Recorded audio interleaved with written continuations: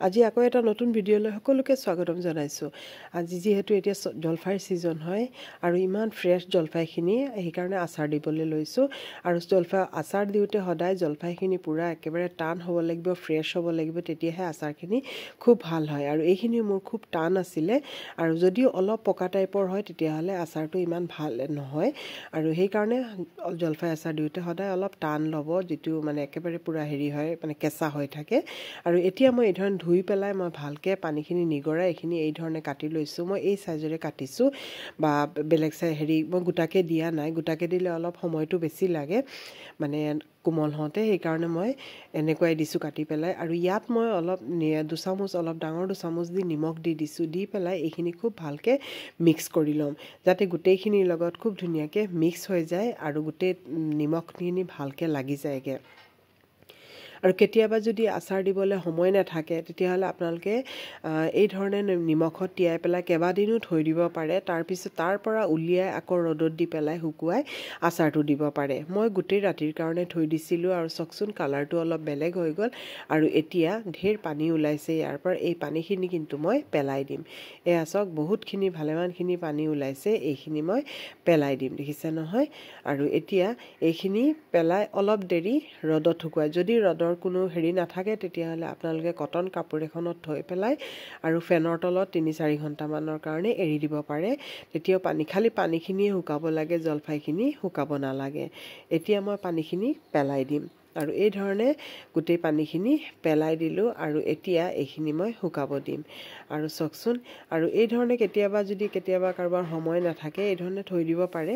আৰু ইয়াত মই হালধি দিছোঁ, আৰু থওঁতে মানে কি নিমখ পানীতহে থ'ব লাগিব। আৰু এনেই এনেকৈ উঠাই থ'লে আকৌ বেয়া হৈ যাব, কিন্তু নিমখ পানীতহে থ'ব লাগিব। এতিয়া মই ডাঙৰ এখন প্লেট লৈ এইখিনি মই ৰ'দত দি দিম। আজি গোটেই দিনৰ কাৰণে মই ৰ'দত দি দিম।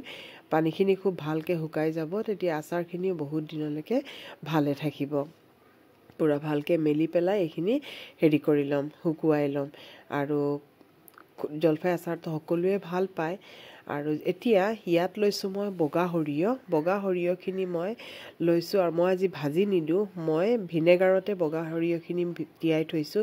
ইয়াত অলপো পানী ব্যৱহাৰ নকৰিব, নহ'লে আচাৰটো বেয়া হৈ যাব। মই ভিনেগাৰতে এইটো তিয়াই পেলাই থৈ দিছোঁ। 2-3 ঘণ্টামান মই তিয়াই থৈ দিছোঁ, তেতিয়া পূৰা ভালকৈ ফুলি যায় আৰু ধুনীয়াকৈ পিচি ল'ম।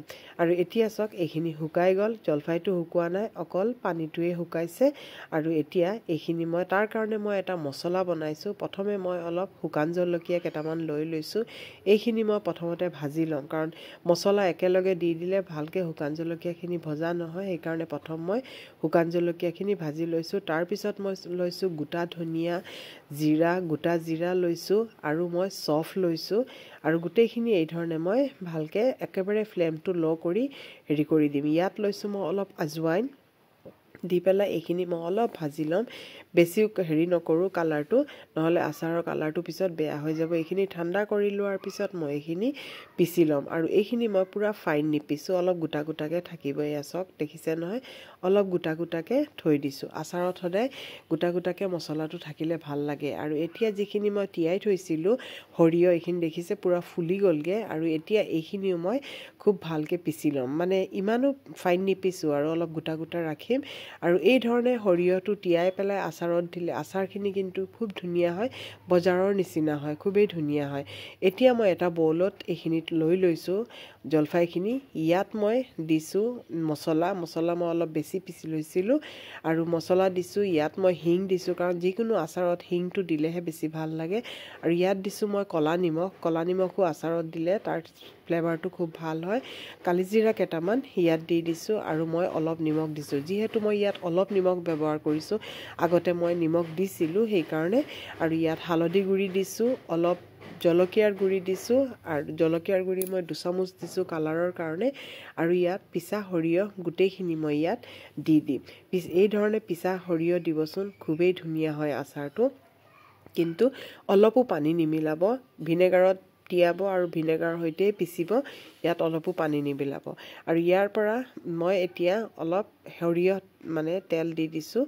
আৰু কেঁচা সৰিয়হ তেল দিছোঁ, মই গৰমো কৰি লোৱা নাই। মই আচাৰত সদায় কেঁচা সৰিয়হ তেল ব্যৱহাৰ কৰোঁ, মোৰ ভাল লাগে, তাৰ ফ্লেভাৰটো মোৰ খুব ভাল লাগে, সেইকাৰণে মই গৰম কৰি ব্যৱহাৰ নকৰোঁ। আৰু ইয়াত অলপ মই ভিনেগাৰ দি দিছোঁ, অলপ কম যেন লাগিছিলে। আৰু মই আচাৰত তেল সদায় অলপ কমেই ব্যৱহাৰ কৰোঁ। আৰু এইখিনি মই এই ধৰণে পূৰা হেৰি কৰি লৈছোঁ, মিক্স কৰি লৈছোঁ ভালকৈ, যাতে তেল মছলা গোটেইখিনি খুব ধুনীয়াকৈ যাতে মিক্স হৈ যায়। আৰু দেখিছে নহয় আচাৰৰ কালাৰটো কিমান এটা ধুনীয়া হৈছে, খুবেই ধুনীয়া হৈছে কালাৰটো, সেয়া পূৰা মানে হেৰি হৈ গ'ল। আৰু এতিয়া মই এটা চিচাৰ বটল লৈছোঁ, লৈ পেলাই ইয়াতে মই ভৰাই দিম। প্ৰথমতে ইয়াত মই অলপ তেল দি ল'ম, আৰু তেল দি পেলাই তাৰপিছতহে মই ইয়াত হেৰি কৰিম। আৰু এতিয়া পাহৰি গৈছিলোঁ, মই প্ৰথম মানে তেলটো দি দিলে তেতিয়া ভাল হয়। এই ধৰণে প্ৰথম অলপ তেল দি পেলাই গোটেই মানে হেৰিটোত বটলটোত ভালকৈ ঘূৰাই ল'ব, আৰু ঘূৰাই তাৰপিছতহে মানে আচাৰখিনি থৈ দিব। আৰু এতিয়া মই গোটেই আচাৰখিনি ইয়াত এই ধৰণে ঢালি লৈছোঁ। দেখিছে নহয় কালাৰখিনি যে ইমান ধুনীয়া হৈছে। আৰু সৰিয়হ আৰু জলকীয়াৰ পাউডাৰ, আৰু ওপৰৰ পৰা মই আৰু অলপ মিঠাতেল দি দিছোঁ। মই প্ৰথমে বেছি দিয়া নাই, 1 বাটি দিছিলোঁ, আৰু ওপৰৰ পৰা পূৰা মিঠাতেল দি দিছোঁ। আৰু এতিয়া এইখিনি মই এসপ্তাহলৈকে ৰ'দত দিম, তাৰপিছত আমাৰ আচাৰ ৰেডি হৈ যাব।